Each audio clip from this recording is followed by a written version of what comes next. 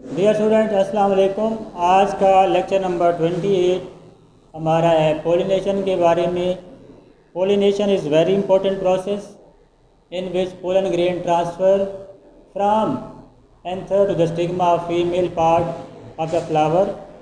Pollination दो तरह की होती है, एक सेल्फ पोलिनेशन और नंबर 2 क्रॉस पोलिनेशन।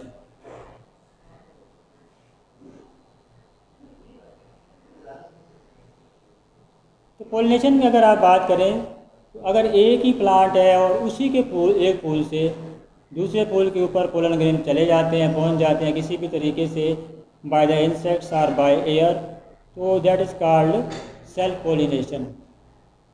अगर एक प्लांट से दूसरे प्लांट में अगर ट्रांसफ़र होती है, एक प्लांट यहाँ पे और एक दो 10 कदम के फासले पे है, that will be called cross pollination.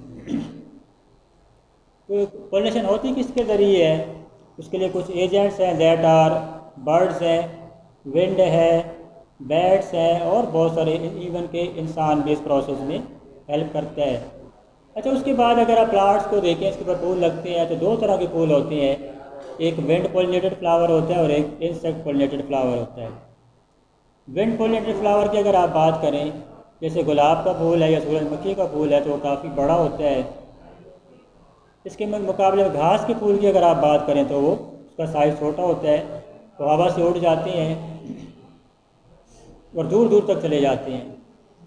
अब इसके अंदर देखें, विंड पोलिनेटेड फ्लावर के अंदर इनका साइज़ बड़ा होता है, इनकी branches easily catch pollen grains को कैच कर लेती हैं, जबकि घास के अंदर ऐसा नहीं होता। वो छोटे बीज होते हैं, उनके कोई पोलिनेशन की ज़्यादा ज़रूरत नहीं होती, नेक्टर भी प्रोड्यूस नहीं होता है इनके अंदर, और स्मॉल नंबर और हैवी स्टिकी इसमें स्टेमन्स पैदा होते हैं, बहुत ज़्यादा पोलन ग्रेन। स्टिग्मा का अगर शक्ल देखें, पिन हेड शेप होती है विद नो ब्रांचेस। तो ये इसका डिफ्रेंशिएट है पेज नंबर 81 पे, between insect pollinated flower and wind pollinated flower. Very important है, इसको आपने अच्छी तरह याद करना है। और ये लॉन्ग क्वेश्चन भी आपका आ सकता है कि right A note on pollination. उसमें पोलिनेशन की definition, self pollination, cross pollination और ये टेबल आ जाएगा। उसके बाद कुछ ऐसे आपके प्लांट्स हैं जिनके अंदर बीज नहीं पैदा होता, there is no development of, उनका बीज होते ही नहीं है। वो इस प्रोसेस में जो पौधे पैदा किए जाते हैं, इस प्रोसेस को पार्थिनोजेनेसिस कहते हैं और ये प्रोसेस पार्थिनोकार्पी कहलाता है, ग्रेप्स के अंदर होता है। तो इसके बाद स्ट्रक्चर ऑफ सीड की अगर आप बात करें तो किसी भी बीज के अंदर, अब बीज बनता कैसे है? ये जब जायगोट के अंदर डिवीजन होगी, स्पर्म और एग मिलेगा, तो वहाँ पे जायगोट बनता है। उसके बाद प्रोसेस होता है, सीड पैदा होता है। अब किसी भी सीड के जो पार्ट्स हैं वो डिफरेंट पार्ट्स होते हैं। सबसे पहला पार्ट अगर आप बात करें तो वो है embryo form from the zygote.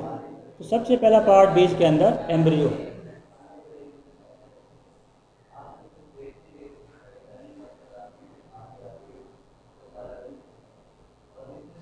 तो सबसे पहला पार्ट एम्ब्रियो।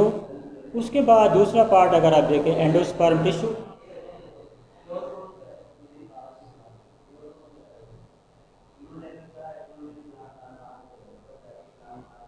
और तीसरा पार्ट अगर आप देखें that is the seed coat.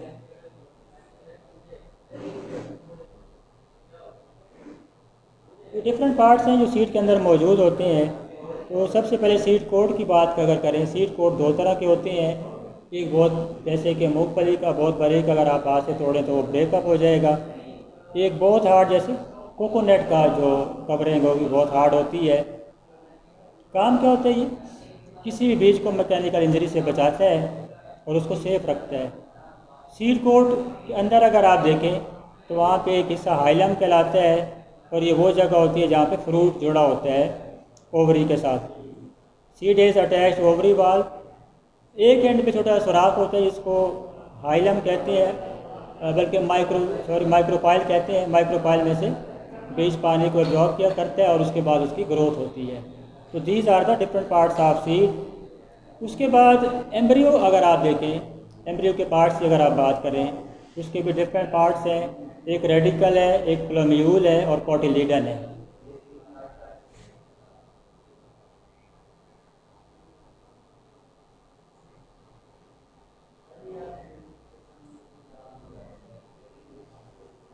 Embryo के ये पार्ट्स हैं। रेडिकल से बीज जड़ बनती है, फ्लोम्यूल से तना बनता है और कोटिलिडन स्टोर ऑफ फूड मौजूद है वहाँ पे।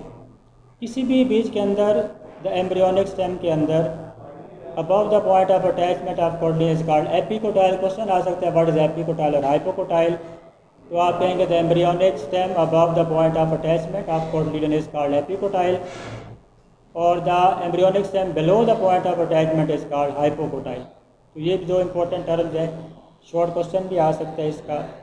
उसके बाद सीड जर्मिनेशन है, बीज का उगाव। जब आप बीज को सूटेबल इन्वायरमेंट देते हैं, पानी में रखते हैं, मिट्टी के अंदर रखते हैं, तो उसके अंदर जो सीड कोट है वो सबसे पहले बस्ट होता है। सबसे पहले जो स्ट्रक्चर वहाँ पे डेवलप होता है, रूट होती है, रूट पानी को अब्जॉर्व करती है।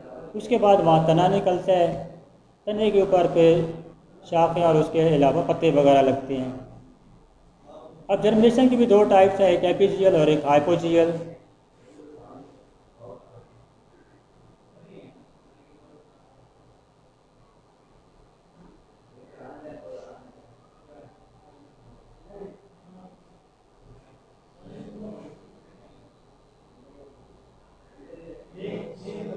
एपीजियल और हाइपोजियल जर्मिनेशन दो टाइप्स है। जब आप बीज को पानी के अंदर मिट्टी के अंदर रखेंगे तो जर्मिनेशन होगी, हाइपोकोटाइल इलांगेट होगा फॉर्म पुलिंग द कोटिलिडन, तो कोटिलिडन को ज़मीन से बाहर ले आएगा, that is called epigeal germination. और अगर कोटिलिडन ज़मीन के अंदर रहते हैं, बाहर नहीं आते, दैट इज़ कॉल्ड, पहला एपीजियल है, दूसरा क्या कहलाता है, हाइपोजियल जर्मिनेशन। डायग्राम अगर देख लें, एपीजियल में कोटिलिडन बाहर आ जाता है और हाइपोजियल में अंदर ही रह जाता है। उसके बाद कुछ अगर आप सीड को वैसे रख दें, उसको कंडीशन ना दें, एनवायरनमेंट ना दें, तो वो काफ़ी अर्से तक पड़ा रहता है। जैसे आप गंदम को स्टोर कर लेते हैं, उसमें कोई ग्रोथ नहीं होती, तो वो पीरियड जब बीज के अंदर ग्रोथ ना हो रही, that is called dormancy and that is called dormant seed. अब एक और इम्पोर्टेंट चीज़ कि बीज को उगने के लिए कौन कौन सी कंडीशन चाहिए, तो they are the water, oxygen, temperature और एक लिविंग सीड भी होना चाहिए। अगर आप डेड सीड को ग्रो करवाना चाहते हैं तो there will be no generation या नो जर्मिनेशन। अब सबसे पहला काम वाटर है। अगर आप पानी, आप बीज को मिट्टी में रख दें, उसको पानी ना दें, तो उसके अंदर ग्रोथ नहीं होगी, जर्मिनेशन नहीं होगी। उसके बाद ऑक्सीजन है। अगर ऑक्सीजन की सप्लाई नहीं हो रही, इन्वायरमेंट में ऑक्सीजन नहीं है, तो there will be no germination. उसके बाद टेम्परेचर है। टेम्परेचर अगर आप 25 से 30 रखेंगे तो ग्रोथ होगी, जर्मिनेशन होगी, वरना नहीं होगी। तो ये सारी इंपॉर्टेंट चीज़ें हैं। पेज नंबर आपका जर्मिनेशन से लेके और पॉलिनेशन से लेके फिर आपका ये टॉपिक बनता है जी 83 पेज 84 तक। तो मेन चीज़ें मैं आपको एक बार रीड करके बता देता हूँ जो शॉर्ट क्वेश्चन बनते हैं। तो डायरी आपकी होगी पेज नंबर 81, 82, 83 और 84।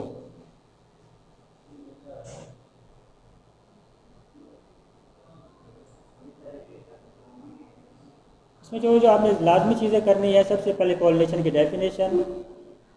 Pollination is defined as the transfer of pollen grains from flower's anther to stigma of the flower is called pollination. Self pollination defined as the transfer of pollen grain from the anther to the stigma of the same flower or other flower of the same plant. Cross pollination is the transfer of pollen grains from the flower on one plant to the flower on another plant of the same species. Cross pollination is brought about by various agents like wind, water, bees, birds, bats and other animals including man. The insect pollinated and wind pollinated flowers have structured adaptation that facilitate the transfer of pollen grains. अब ये table आपने खुद पढ़ लेनी है। इसमें insect pollinated flower और wind pollinated flower के बारे में बताया हुआ। साइज़ अगर आप देखें, ये लार्ज होते हैं, वो स्मॉल होते हैं। कलर देखिए, इनका कलर ब्राइट होता है, इनका कलर डल होता है। Nectar produce nectar, do not पुलट, ही चीज़ें आ रही हैं। फ्लोरल अरेंजमेंट की बात करें, flowers face upward, flower hang down for easy shaking. तो ये सारे आपने पॉइंट्स करने हैं। अगले पेज की इम्पोर्टेंट डेफिनेशन है, what is parthenocarpy. In some plants, ovaries develop into fruit without the fertilization inside their ovule. This process is known as parthenocarpy, and it results in seedless fruits such as banana and seedless varieties of grapes. इसमें आप MCQ आ जाते हैं. Examples of insect pollinated flowers are buttercup, rose, wallflower, sunflower, orchid. Example of orchid pollinated flowers are grass, hazel, willow, corn, etc. उसके बाद इसके types आप देखें. Development and structure of seed के अंदर we know that after fertilisation the female zygote divide repeatedly by mitosis and develops into embryo. At this stage, ovule changes into seed. The formation of seed completes the process of sexual reproduction in seed plants. तो किसी के बीज के 3 हिस्से होते हैं. Embryo formed from zygote, endosperm tissue formed from endosperm nucleus, and the seed coat will develop from the wall of the ovule. बाकी seed coat है, हाइलम है. उसके बाद अगले पेज पे 2 इंपॉर्टेंट डेफिनेशन है आपकी. What is the function of radicle plumule. उसके बाद एपिकोटाइल हाइपोकोटाइल. तो the embryonic stem above the point of attachment of cotyledon is called epicotyl. The embryonic stem below the point of attachment is called hypocotyl. उसके बाद germination. Seed germination is the process by which seed embryo develops into seedling. During germination, embryo soaks up water which causes it to swell, splitting the seed coat. Root is the first structure that emerges from the radicle present in seed. It grows rapidly and absorbs water and nutrients from the soil. उसके बाद एपिजियल और hypogeal germination है. On the basis of elongation of the hypocotyle and epicotyle, there are 2 types of germination. In epigial germination, the hypocotyle elongates and forms a hook, pulling the cotyledon above ground. Beans, cotton and papaya are the example of seed that germinate in this way. In hypogeal germination, the epicotyle elongates and forms the hook. In this type of germination, the cotyledon stay underground. Pea, maize and coconut germinate in this way. Condition for seed germination. तो 3 condition है. एक water है. Seed of most plants have low water content and germination cannot occur until seed coat or other tissue have embedded. The absorbed water is used in the digestion of the stored food, and it also helps in the elongation of hypocotyle and epicotyle. Oxygen is essential for the respiration in the cells of embryo. Temperature. Seed differ greatly in their temperature requirements for germination. The optimum temperature for the germination of seeds of most plants ranges from 25 to 30 degree centigrade. तो ये very important topic है. ये आपका plant की sexual reproduction आपका पूरा हो गया है. इसमें पॉलिनेशन की डेफिनेशन, क्रॉस सेल्स की डेफिनेशन, सीड के मुख्तलिफ हिस्सों के नाम, ये लॉन्ग क्वेश्चन है आपका. जर्मिनेशन ऑफ सीड भी आपका लॉन्ग क्वेश्चन है. इसके अंदर एपिजियल हाइपोजियल शॉर्ट क्वेश्चन है. एपिकोटाइल हाइपोकोटाइल शॉर्ट क्वेश्चन है. डोरमेंसी साइड पे दिया हुआ शॉर्ट क्वेश्चन है. पार्थिनोकार्पी भी शॉर्ट क्वेश्चन है आपका. और कंडीशन फॉर सीड जर्मिनेशन. तो ये 3 जर्मिनेशन के ये भी आपका लॉन्ग क्वेश्चन 4 है आपका एक्सरसाइज का, वेरी इंपॉर्टेंट है.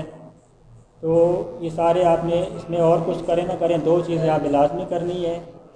एक आप जर्मिनेशन ऑफ सीड कर लें और एक आप डेवलपमेंट स्ट्रक्चर ऑफ सीड कर लें. तो आपके इंपॉर्टेंट टॉपिक हैं आपके हो जाएंगे. Okay students, good luck. फिर मिलेंगे लेक्चर नंबर 29 में.